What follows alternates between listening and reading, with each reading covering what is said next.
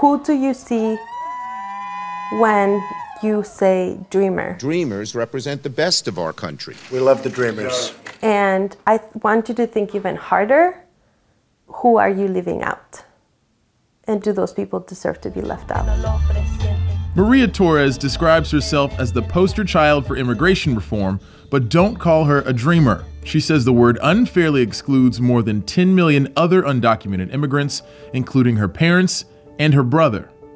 He continues to perpetuate this idea that there's people who just magically are super achievers and who deserve more than other people who are not. My quinceañera was on March 3rd of 2003, and we came to the United States in August. So I was really skinny when I came to this country, and I started eating a lot of cookies and a lot of cereal, and I just got fat. Well, that's the American way, cookies and cereal, yeah. Torres is one of nearly 800,000 DACA recipients. She was brought from Mexico to the US by her parents 15 years ago. When President Barack Obama introduced the Deferred Action for Childhood Arrivals program in 2012, she was just about to graduate. A few months later, she applied for and received her DACA work permit. It wasn't until I got my social security number where it finally hit me. And when I received it and I opened the envelope and saw it, I was so angry. So angry, I just threw it to the table.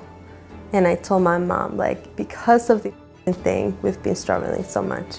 And I left the room. My mother is one of the most intelligent and resilient women I know, and so is my father. My father is one of the most hardworking men you'll ever meet. And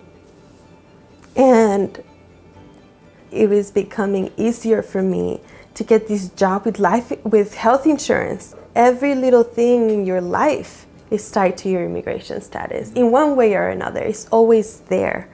And I was seeing firsthand the contradictions. Those contradictions and differences between dreamers and non-dreamers became even less bearable to Maria when her younger brother learned he wouldn't qualify for DACA because of his police record. I cannot stop loving my brother and want to have him a better life. What hope does he have when he's trying to look for a job but he's undocumented? He doesn't have money to buy a car to go look for a job. When he knows that he's not going to ever be able to get DACA, ever, because it doesn't exist anymore. And I know that it is personal choice, and I know that it's family responsibility, but I also know that it's a system that doesn't work with us. Torres has been a high-profile organizer for more than 10 years. Who is ready to march with me? With a few other young undocumented activists, she launched the Protection for All movement a few months ago to bring the voice of the most marginalized immigrants to the mainstream. What do we want? Protection for all! When do we want it? Now! What do we want? There's many other stories. I'm one of 11 million. I don't think I'm that special.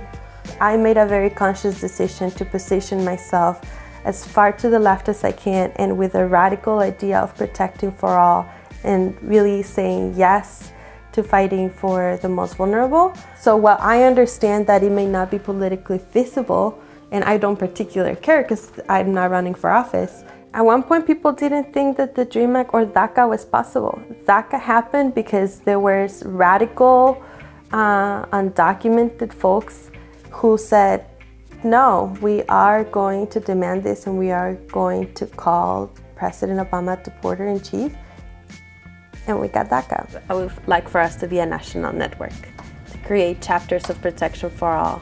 We are changing the narrative. We are challenging what is being said, and even if people don't agree, it is always going to be in the back of their minds. What do people get wrong about organizers? Or we're not organized.